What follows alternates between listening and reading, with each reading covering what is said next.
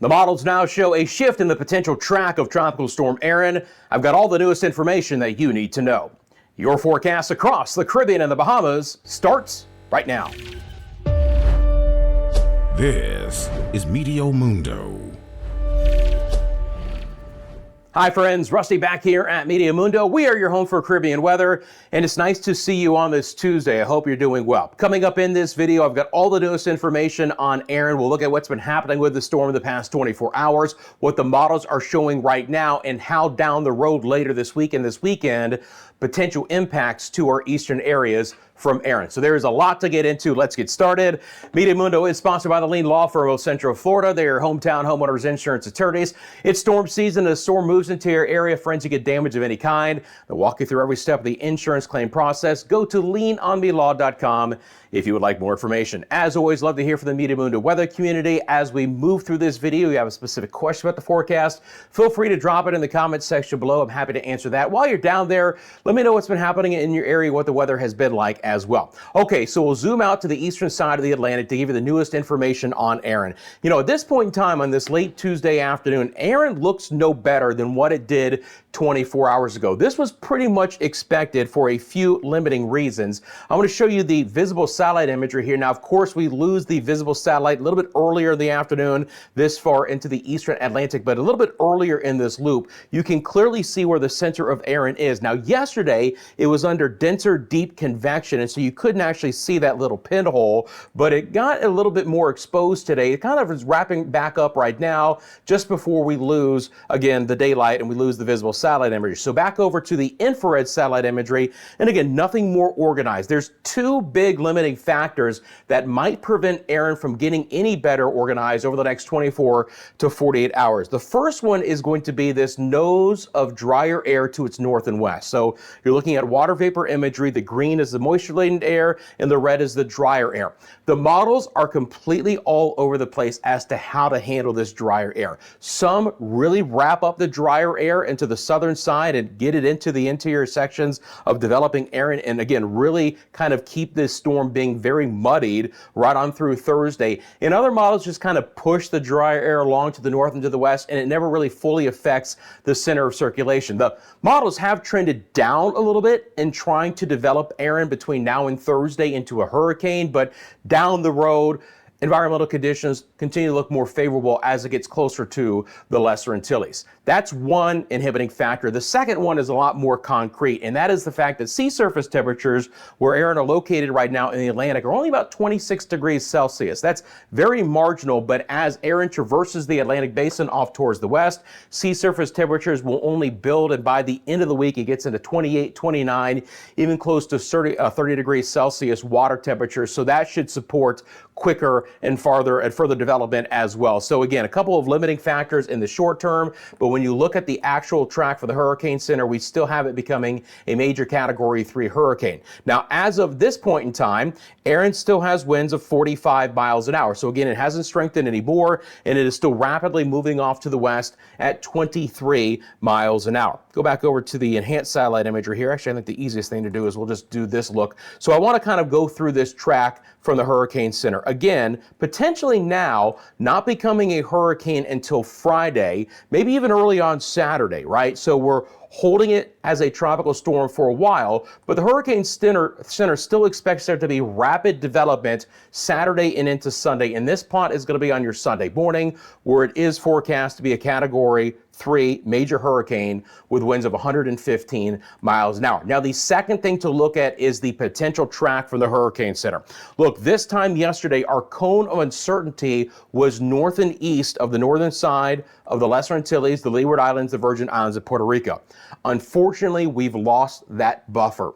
The model trends in general and overall have been a little bit farther west and southwest over the last 24 hours. The center line is still a few hundred miles away from places like Anguilla and Antigua and Barbuda. But on the southern suite of this cone of uncertainty, we're now into the islands. So again, there's nothing guaranteed, and there is still a lot of wiggle room in this potential track, but the trend is not our friend. Now the center line from the hurricane center is just 168 miles from Anguilla. So as we get closer to the weekend, we certainly have to be paying attention here in the northern side of the Lesser Antilles, portions of the Virgin Islands, Puerto Rico, and potentially down the road, Turks and Caicos and the Bahamas as well. But we'll get into it. But, you know, we can clearly see the shift in the cone from the hurricane center. Now, there's still a lot of opportunity for this to recurve before it gets into the Eastern Caribbean or closer to Turks and Caicos and the Bahamas. But, you know, have a lot of built-in uncertainty, and it's going to be a while before we ultimately know where this is going to go. Let me show you those spaghetti plots. Now, again, when you're looking at these major tropical models, they're all still trending in the right direction. Yes, we've lost the buffer, but ultimately as the storm gathers strength and becomes a major hurricane, it's going to want to try and get pulled north in latitude as it does. So it's good to see that all of these spaghetti plots are along the center line or are the northern side of that cone of uncertainty. You would think that the storm being weaker would be better as it tries to get into this area, but I'm going to show you in the models a weaker storm might track farther west, closer to the Leeward Islands and the Virgin Islands and Puerto Rico, where a stronger storm could get tugged a little bit quicker to the north and to the west. And obviously down the road, if this makes that curve north, places like Bermuda might be in the direct path of the storm. So let's get into the models overall. I'm going to bring up, first of all, the GFS. We've got plenty of models to look at here at Meteo Mundo. We're going to start off with the GFS. Let me make sure I got the reflectivity on here. And I'm going to loop this up over for the next week ahead. Now, again, this is the deterministic run of the GFS model. We'll look at the ensembles. We'll look at the European model. I've got, I believe, the HWRF model to show you. So a lot to do with that. Now, yesterday, the Hurricane Center was right with the center line of the GFS. Today, the Hurricane Center is a little bit farther south than the model runs of the GFS in this latest deterministic. So you notice again, you know, it's just beginning as we get into, you know, Friday is going to be the 15th. So as we get into Friday, it's really just beginning to consolidate and become a stronger storm. So I expect it to be pretty sloppy as a marginal, you know, 45, 50, 55 mile an hour tropical storm, potentially all the way through Thursday afternoon.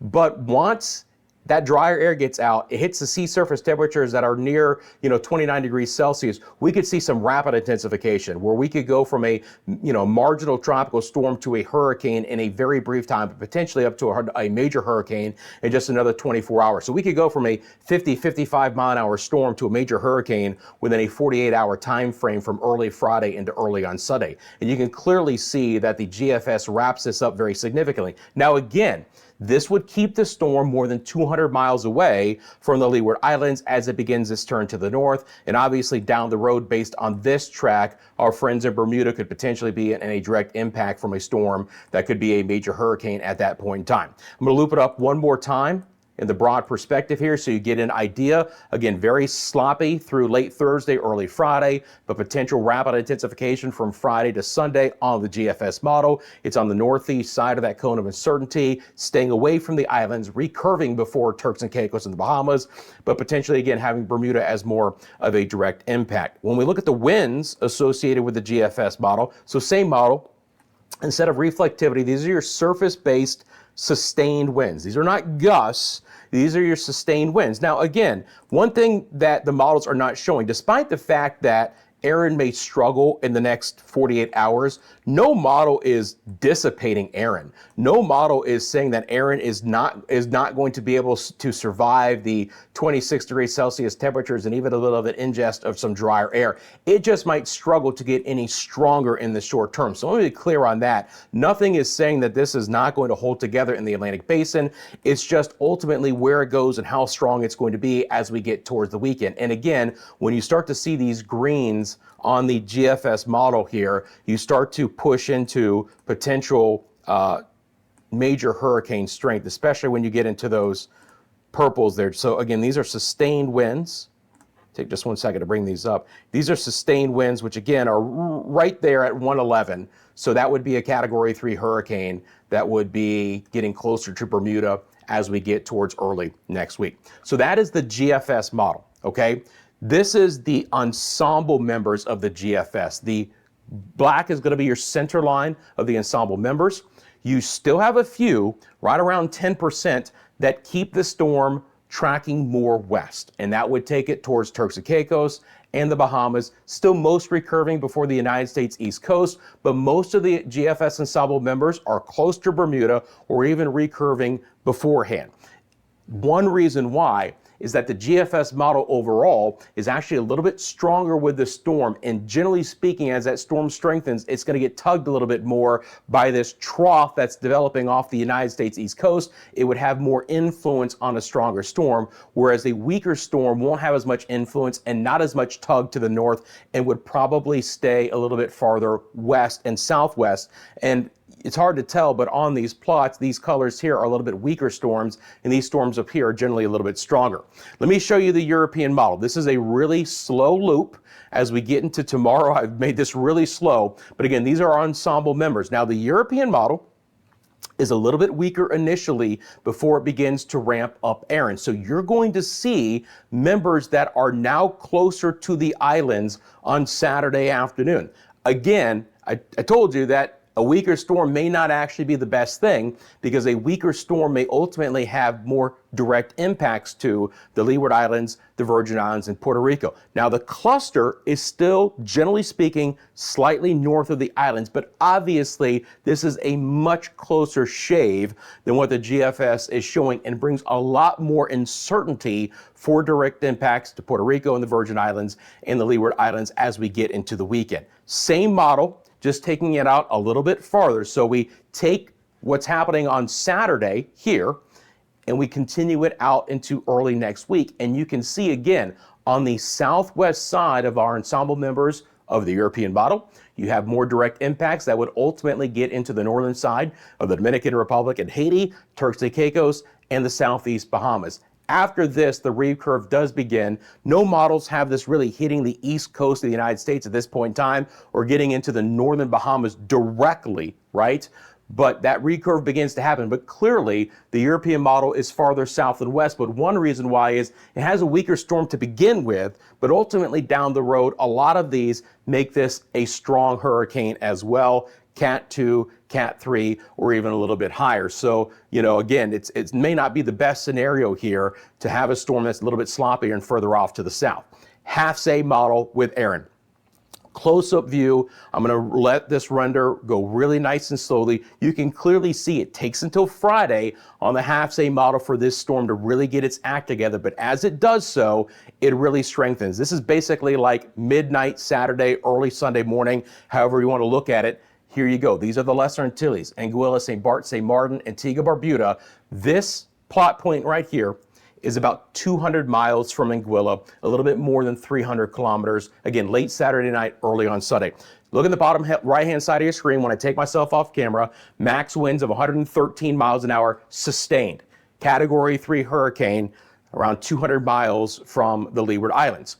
If I were to back that up a couple of frames, one frame even had 135 mile an hour winds. So the HAFS model is Cat 3 to maybe even low end Cat 4. So extremely strong storm, slight buffer, but we've knocked a lot of that away, unfortunately, in the last 24 hours. Now, we'll see if there's a windshield wiper effect here, whether the models in the next 24 hours begin to go back a little bit farther to the north, but clearly we're starting to put into play more the northern side of these islands, as I've mentioned here, based on the tracks that we're looking at as of now.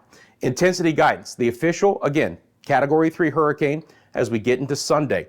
This is on the higher side of the model guidance suite, but remember, the models have a really hard time with rapid intensification of these storms, and that is a possibility with Aaron from Friday morning and into Sunday morning. So let's break it down very plain and simple as we all watch Aaron together for the next several days. It is still forecast from the Hurricane Center to become a major hurricane, Cat 3 plus, winds of 111 miles an hour plus. It is still more than 1,500 miles from the Eastern Caribbean, so time is on our side, friends. We still have a few days to monitor this. The first potential impacts wouldn't be until Friday, but mainly Saturday and through the rest of the weekend.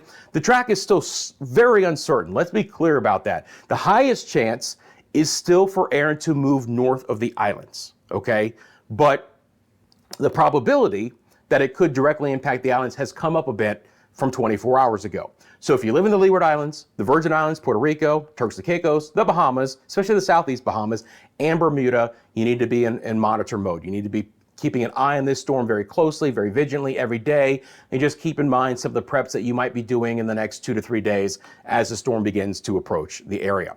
All right, let's get into the rest of the forecast. First of all, look, if you got anything out of this video, I really wholeheartedly appreciate you taking a quick second hitting the like button. If you want these daily tropical updates you found at your home, thanks for subscribing to Meteo Mundo. We have a fantastic community. Appreciate you sharing this with your family and friends. Those who think you get anything out of these videos, thanks for those who are members. Appreciate that. 2 tiers. You want to become a supporter. It's a small thank you, just 99 cents a month. Custom badges and emojis during the live streams that shout you guys out. You want to kick it up a notch? We have our Team MM tier for $2.99 a month. You get access to exclusive member shorts. I'll produce short videos in between these long form videos and upload those to our Team MM members, giving you kind of my behind the scenes thoughts, maybe some updates to some of the tropical activity that's happening out there in our area. Okay, let's get into the rest of the forecast. As we do so, please excuse me while I take a brief sip of water. I do a lot of talking this time of the year. So now we're going to look at short-term what's happening here and then go island by island over the next 3 days. So we'll do this a little bit quicker than we typically do, but we still have a huge plume of tropical moisture in the Western Caribbean right now. This is a massive area of lightning and storms that'll be swinging into coastal sides of Nicaragua and Honduras. It's headed to the Bay Islands, Roatan, Utila, Guanaja, La Ceiba, San Pedro, Sula there on the northern side of Honduras, and then spinning into Belize and Guatemala in the southern sides of Quintana Roo as well. It's been a little bit drier in the Yucatan so far, but we're starting to see those sea breeze storms fire up. Interior sections west of Cancun and Cozumel, headed west towards Merida and the Campeche areas, but this is rich, deep tropical moisture, and if you live in places like Roatan, Utila, Guanaja, let me know in the comment section below as we get deeper into this Tuesday if you're seeing some of that hefty rain and storm activity. Let me bring on the winds as well. The first thing you'll see are current temperatures that will pop on your screen here momentarily, and then these are going to be your wind gusts. Just always keep an eye on wind gusts here. La Ceiba, 26 mile an hour wind. Grand Cayman has had a 24. And again, we've had a couple of passing showers from time to time on the northeast side of this tropical moisture over Grand Cayman, and I can show you that. This is a video that MC sent me in earlier in the day. He said, hey, Rusty, take a look at all the different cloud decks we have. You have those nice Alto Cirrus clouds up there, you know, just those wispy clouds. Then you have some nice dark cumulonimbus clouds developing there on the right-hand side of your screen with some of that tropical moisture that's kind of spinning into the area. So yes, you get some blue sky and you get some tropical downpours all in the same view. Appreciate MC sending that in from West Bay there on Grand Cayman. On over towards Jamaica, it's been a little bit quieter afternoon so far. We're just starting to see a couple of showers pop up at the hour here. Again, nothing outrageous at this point in time, but still expecting there to be a little bit better opportunity for some showers and storms in our far western and southern parishes deeper into this Tuesday, but probably not as widespread as what we had yesterday. You know, we've just got a little bit drier air right now over Cuba as well. So again, the thunderstorms are struggling a bit more on this Tuesday. We've had a beautiful day across the Bahamas and Turks and Caicos at the hour. Again, you know, could we see an isolated shower or storm pop up here towards Walker's Key and Grand Bahama? Yes, but generally speaking, many dry hours and locations. Got the beautiful live shot. If you guys don't know, we have live cameras here at Meteo Mundo. It's one of the exclusive things we can bring you on the channel to help tell the weather story in your area. This is a live look late on this Tuesday afternoon to Long Island. Again, some thicker clouds off in the distance, but there's a lot of blue sky there, Long Island at the hour. Swinging on over to our friends in Hispaniola. Again, it's been a little bit drier today. A few thunderstorms developing western shoreline of Haiti. We've had a couple of storms interior sections of the Dominican Republic, just to the south and east of Santo Domingo. So places like San Pedro de Macorís could see an isolated shower or storm.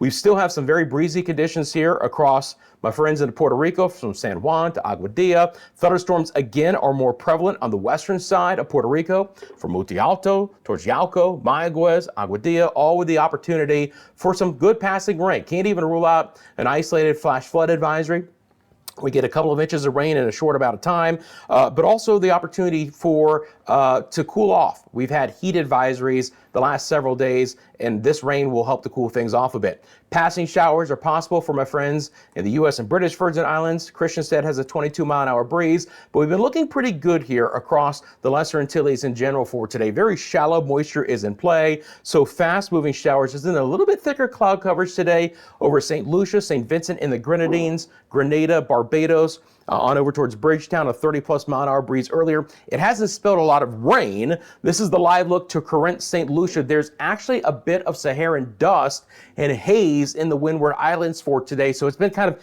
hazy sunshine more than anything across places like St. Lucia, but not a bad late Tuesday afternoon across that area. And again, we've even dried out a bit down towards TNT at the hour. There is a little bit more tropical moisture back south and east that should begin to spin back in and improve rain chances in these areas a bit. It's been quiet across Nueva Esparta. It's been an absolutely beautiful day in the ABC Islands, where we haven't actually had the crazy winds that we've had the last couple of days. It's been breezy, but it hasn't been as windy as what we've had lately. Live look outside to Oranjestad, Aruba. And again, beautiful late Tuesday afternoon. Just love this shot here from the Coastal Linda Beach Resort. And again, you can see the breeze, but we'll take it. Sunshine, a little bit of haze there as well in Aruba. All right, so let's get into the rest of the forecast as far as the island by island rain chance and everything else over the next couple days. We'll take a look at the marine interests as well, because obviously, look, down the road, regardless of whether we get Aaron to miss the islands to the north, which would be fantastic,